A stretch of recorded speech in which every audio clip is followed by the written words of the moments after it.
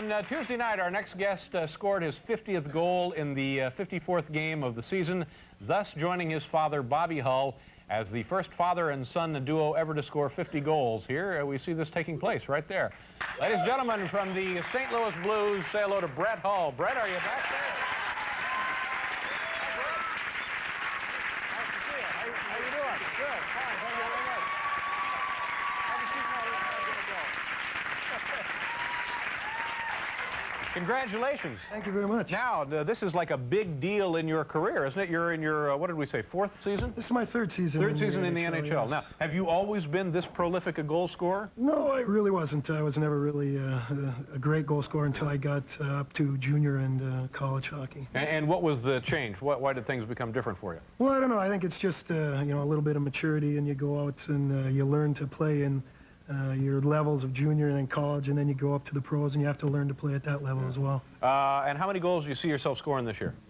Well, I don't know. I'd like to score a lot. I think we still have 24 games left, so I'd like to hit 70 goals, but, you know, I have to keep playing hard. What was your father's single season high? 58. 58. So you got a pretty good shot at surpassing that, don't you? I think so, yeah. Are you a tough guy, or are you also a bruiser, an enforcer? I'm a lover. I'm really? not a fighter. Do you fight at all? No, I've never been in a fight. You've never been in a fight? I got a big guy on my left wing, Sergio Momesso. He's 6'3", so he'd take care of me. Now, is that how that works? Somebody comes out and checks you hard, and then the next time out, Sergio comes over and... Well, he kind of lets them know that, you know, that's not really what they should be doing, and, you know, he gives them a little bump. But, you know, now that you've mentioned that you've not been in a fight, somebody is going to jump you probably.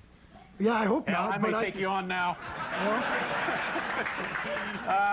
Now, what happened the night you scored the 50th goal? Tell me about that. Oh, that was a big thrill for me. My father was in the crowd, and we were playing back-to-back against... This is Bobby Hull, the Golden Jet. Hall of Famer, right there. That's right. The man who invented the slap shot. That's right. Him and Stan Mikita and those guys back to the Chicago Blackhawks.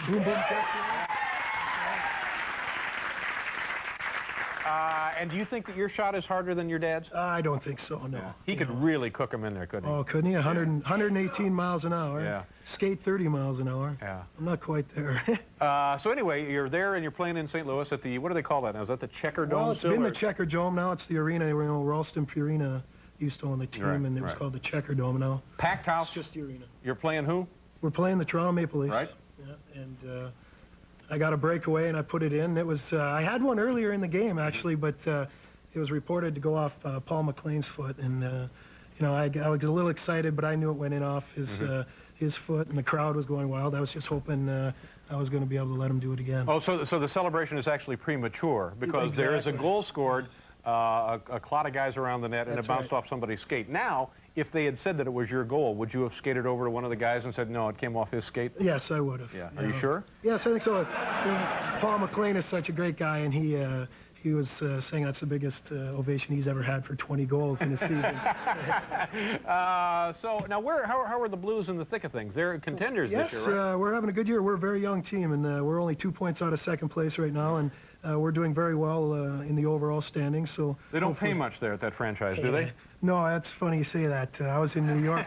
I was in New York last week playing, and you know, I'd scored a goal, and the next day at the team meal before we played the Rangers, the guys bought me a little bit of a present, and it was, you know, Deion Sanders wears all the chains with the, well, they bought me a Deion Sanders chain with the gold dollar sign on it. That was pretty good. Now, will you be able to negotiate a better contract at the end of the year, or are you locked in for a while? No, I've played out my options, so at the end of the year, if we don't work things out, I'm a free agent. It's maybe the American way, or perhaps the Canadian way, depending on how you... It's not quite like working for GE, but... Did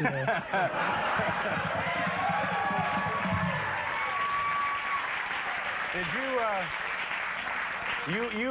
got two brothers?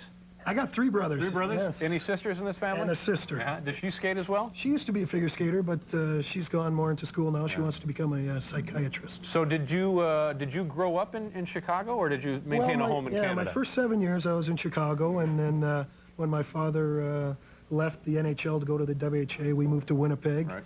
Which is, you know, very close to Thunder Bay, where, that's right. You know, Paul. Did you skate very early, because Canadians and people living in Canada, and I guess under the conditions, you probably were on skates like before they got you home from the hospital? Well, being Bobby's whole son, you would think so, but I guess without my knowledge, when I was young, I was scared of the ice, and they wouldn't. Is that right? I'd go out in my sneakers, but I wouldn't go out with skates on. So it took a while before I got out there on the blades. Were you a pretty good kid, pretty well-behaved kid, rowdy? Well, I'm pretty mellow, so I was a pretty good kid. But you know, just like any kids, we'd get in trouble. We used to.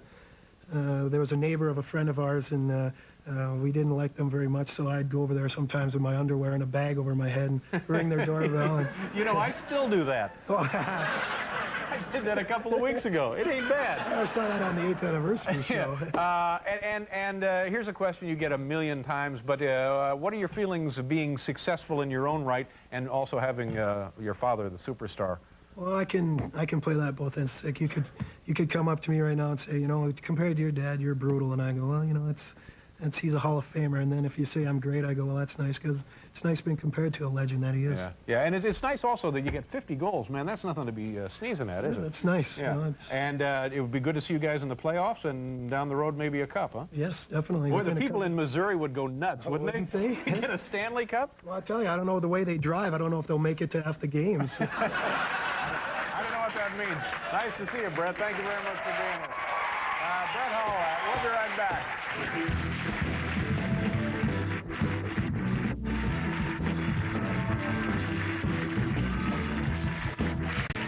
Okay, done? Nice to meet you. Thank you very much. When's your next game? Tomorrow against the Devils. Good for you. How are they doing? They're doing very well. They got the Russians, you know. Oh, yeah. But the Russians are kind of old, aren't they? Yeah, they are. Yeah, all right. But an old Russian hell is worth what? I don't know. My thanks to everybody who was here.